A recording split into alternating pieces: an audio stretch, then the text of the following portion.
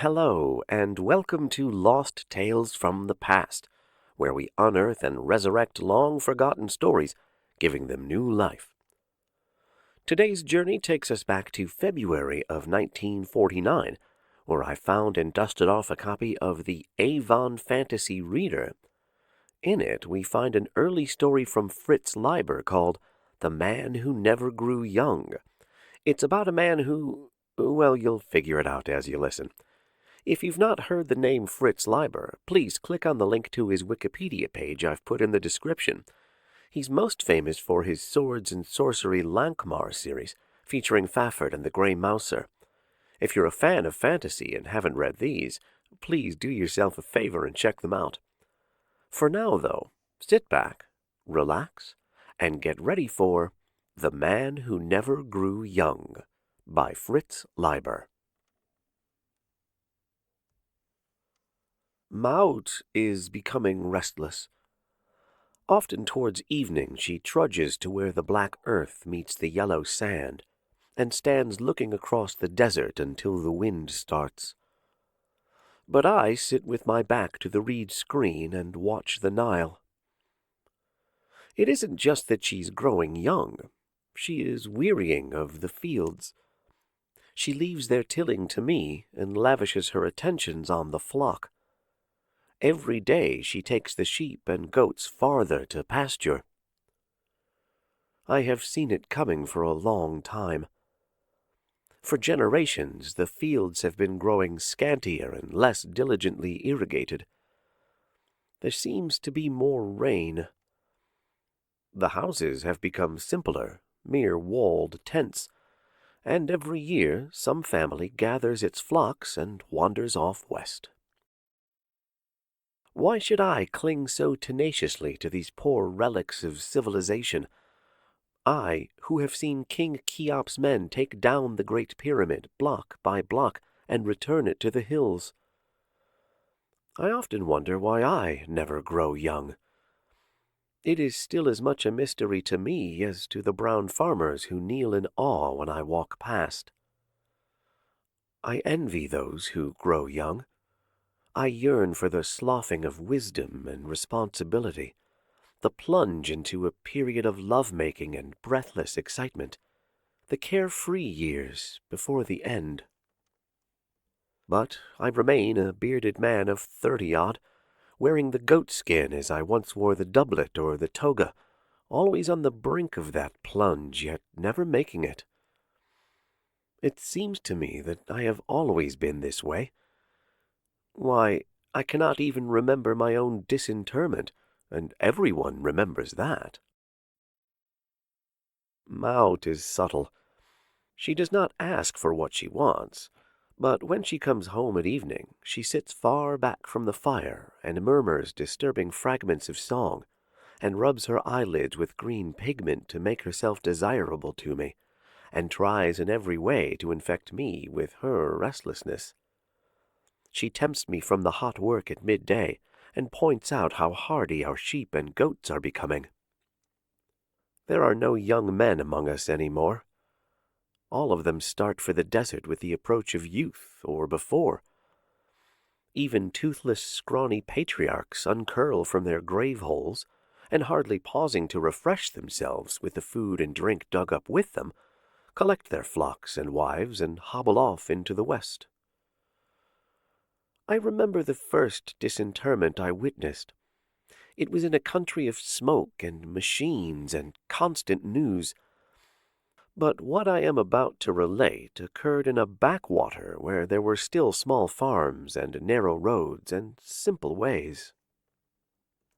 There were two old women named Flora and Helen. It could not have been more than a few years since their own disinterments, but those I cannot remember. I think I was some sort of nephew, but I cannot be sure. They began to visit an old grave in the cemetery a half-mile outside town. I remember the little bouquets of flowers they would bring back with them. Their prim, placid faces became troubled. I could see that grief was entering their lives. The years passed. their visits to the cemetery became more frequent. Accompanying them once, I noted that the worn inscription on the headstone was growing clearer and sharper, just as was happening to their own features. John, loving husband of Flora.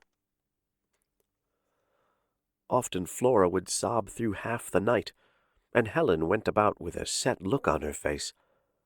Relatives came and spoke comforting words, but these seemed only to intensify their grief. Finally, the headstone grew brand new, and the grass became tender green shoots which disappeared into the raw brown earth. As if these were the signs their obscure instincts had been awaiting, Flora and Helen mastered their grief and visited the minister and the mortician and the doctor, and made certain arrangements. On a cold autumn day, when the brown curled leaves were whirling up into the trees, the procession set out. The empty hearse, the dark, silent automobiles. At the cemetery, we found a couple of men with shovels turning away unobtrusively from the newly opened grave.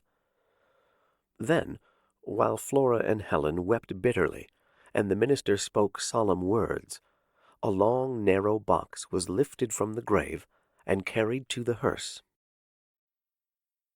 At home, the lid of the box was unscrewed and slid back, and we saw John, a waxen old man with a long life before him.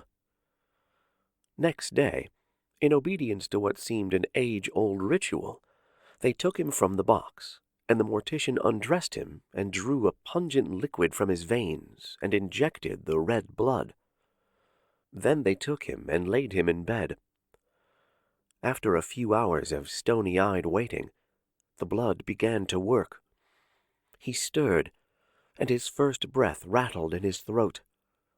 Flora sat down on the bed and strained him to her in a fearful embrace. But he was very sick and in need of rest, so the doctor waved her from the room. I remember the look on her face as she closed the door. I should have been happy too, but I seem to recall that I felt there was something unwholesome about the whole episode.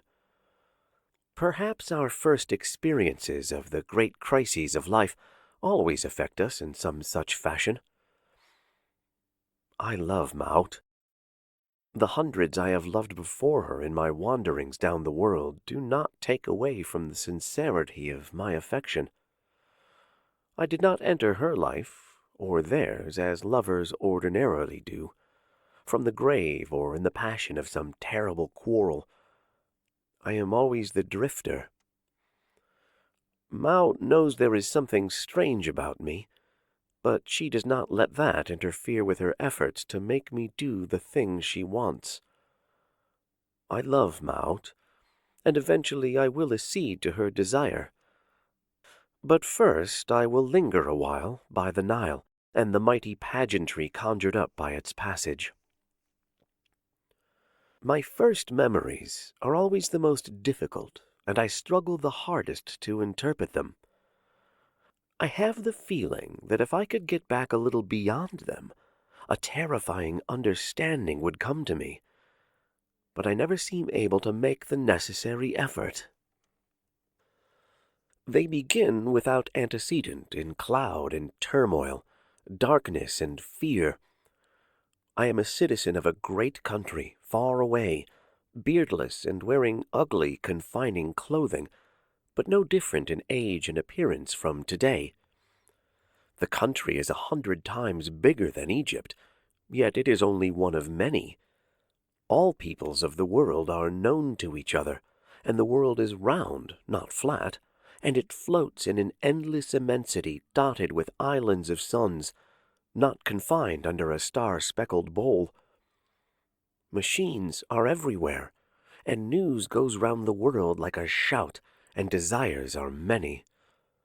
There is undreamed-of abundance, unrivaled opportunity, yet men are not happy. They live in fear. The fear, if I recall rightly, is of a war that will engulf and perhaps destroy us all. It overhangs us like the dark. The weapons they have ready for that war are terrible. Great engines that sail pilotless, not through the water, but the air, halfway around the world to destroy some enemy city. Others that dart up beyond the air itself to come in attacking from the stars. Poisoned clouds, deadly motes of luminous dust. But worst of all are the weapons that are only rumored. For months that seem eternities, we wait on the brink of that war. We know that the mistakes have been made, the irrevocable steps taken, the last chances lost. We only await the event. It would seem that there must have been some special reason for the extremity of our hopelessness and horror. As if there had been previous worldwide wars, and we had struggled back from each, desperately promising ourselves that it would be the last. But of any such I can remember nothing. I and the world might well have been created under the shadow of that catastrophe, in a universal disinterment. The months wear on. Then, miraculously, unbelievably, the war begins to recede. The tension relaxes, the clouds lift. There is great activity, conferences and plans. Hopes for a lasting peace ride high. This does not last. In a sudden holocaust, there arises an oppressor named Hitler. Odd how that name should come back to me after these millennia. His armies fan out across the globe. But their success is short-lived. They are driven back, and Hitler trails off into oblivion.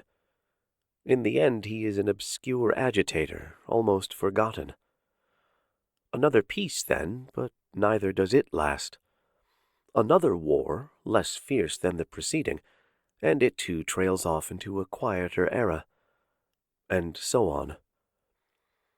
I sometimes think, I must hold on to this, that time once flowed in the opposite direction, and that, in revulsion from the ultimate war, it turned back upon itself and began to retrace its former course, that our present lives are only a return and an unwinding, a great retreat. In that case, time may turn again. We may have another chance to scale the barrier. But no. The thought has vanished in the rippling Nile. Another family is leaving the valley today.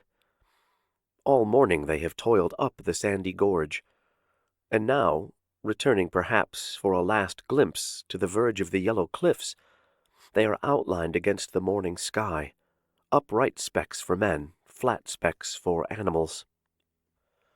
Maud watches beside me, but she makes no comment. She is sure of me. The cliff is bare again. Soon they will have forgotten the Nile and its disturbing ghosts of memories. All our life is a forgetting and a closing in. As the child is absorbed by its mother, so great thoughts are swallowed up in the mind of genius. At first they are everywhere. They environ us like the air. Then there is a narrowing in. Not all men know them. Then there comes one great man, and he takes them to himself, and they are a secret. There only remains the disturbing conviction that something worthy has vanished. I have seen Shakespeare unwrite the great plays. I have watched Socrates unthink the great thoughts. I have heard Jesus unsay the great words. There is an inscription in stone, and it seems eternal. Coming back centuries later, I find it the same, only a little less worn, and I think that it, at least, may endure. But some day a scribe comes and laboriously fills in the grooves until there is only blank stone. Then only he knows what was written there. And as he grows young, that knowledge dies forever. It is the same in all we do. Our houses grow new, and we dismantle them and stow the materials inconspicuously away in mine and quarry, forest and field. Our clothes grow new, and we put them off. And we grow new, and forget, and blindly seek a mother. All the people are gone now. Only I and Maut linger. I had not realized it would come so soon. Now that we are near the end, nature seems to hurry. I suppose that there are other stragglers, here and there along the Nile, but I like to think that we are the last to see the vanishing fields, the last to look upon the river with some knowledge of what it once symbolized, before oblivion closes in. Ours is a world in which lost causes conquer. After the Second War of which I spoke, there was a long period of peace in my native country across the sea. There were among us at that time a primitive people called Indians, neglected and imposed upon, and forced to live apart in unwanted areas. We gave no thought to these people. We would have laughed at anyone who told us they had power to hurt us. But from somewhere, a spark of rebellion appeared among them. They formed bands, armed themselves with bows and inferior guns, took the war path against us. We fought them in little unimportant wars that were never quite conclusive. They persisted, always returning to the fight, laying ambushes for our men and wagons, harrying us continually, eventually making sizable inroads. Yet we still considered them of such trifling importance that we found time to engage in a civil war among ourselves. The issue of this war was sad. A portion of our citizenry were enslaved and made to toil for us in house and field. The Indians grew formidable. Step by step they drove us back across the wide Midwestern rivers and plains, through the wooded mountains to eastward. On the eastern coast we held for a while, chiefly by leaguing with a transoceanic island nation to whom we surrendered our independence. There was an enheartening occurrence. The enslaved people were gathered together and crowded in ships, and taken to the southern shores of this continent, and there liberated, or given into the hands of warlike tribes who eventually released them. But the pressure of the Indians, sporadically aided by foreign allies, increased. City by city, town by town, settlement by settlement, we pulled up our stakes and took ship ourselves across the sea. Toward the end, the Indians became strangely pacific, so that the last boatloads seemed to flee not so much in physical fear as in supernatural terror of the green silent forests that had swallowed up their homes. To the south, the Aztecs took up their glass knives and flint-edged swords and drove out I think they were called Spaniards. In another century, the whole western continent was forgotten, save for dim, haunting recollections. Growing tyranny and ignorance, a constant contraction of frontiers, rebellions of the downtrodden, who in turn became oppressors, these constituted the next epoch of history. Once I thought the tide had turned. A strong and orderly people, the Romans, arose and put most of the diminished world under their sway. But this stability proved transitory. Once again the governed rose against the governors. The Romans were driven back, from England, from Egypt, from Gaul, from Asia, from Greece. Rising from barren fields came Carthage to contest successfully Rome's preeminence. The Romans took refuge in Rome, became unimportant, dwindled, were lost in a maze of migrations. Their energizing thoughts flamed up for one glorious century in Athens, then ceased to carry weight. After that, the decline continued at a steady pace. Never again was I deceived into thinking the trend had changed. Except this one last time. Because she was stony and sun-drenched and dry, full of temples and tombs, given to custom and calm, I thought Egypt would endure. The passage of almost changeless centuries encouraged me in this belief. I thought that if we had not reached the turning point, we had at least come to rest. But the rains have come. The temples and tombs fill the scars in the cliffs, and the custom and calm have given way to the restless urges of the nomad. If there is a turning point, it will not come until man is one with the beasts, and Egypt must vanish like the rest. Tomorrow Maout and I set out. Our flock is gathered, our tent is rolled. Maout is afire with youth. She is very loving. It will be strange in the desert. All too soon we will exchange our last and sweetest kiss, and she will prattle to me childishly, and I will look after her until we find her mother. Or perhaps some day I will abandon her in the desert, and her mother will find her. And I will go on. The End. That was The Man Who Never Grew Young by Fritz Leiber, from the February 1949 edition of the Avon Fantasy Reader. What a fascinating tale. I loved it, and I hope you did too. If you did, please do give it a like and subscribe to the channel. I genuinely appreciate it. And if you'd like to hear more from Fritz Leiber, or if there's anything else you'd like to hear, please drop a comment and let me know. As always, I claim no copyright nor ownership of this story, and as far as I'm aware, it is in the public domain. Thank you for choosing to spend some of your time with me, listening to Lost Tales from the Past. Until next time, I wish you all the best.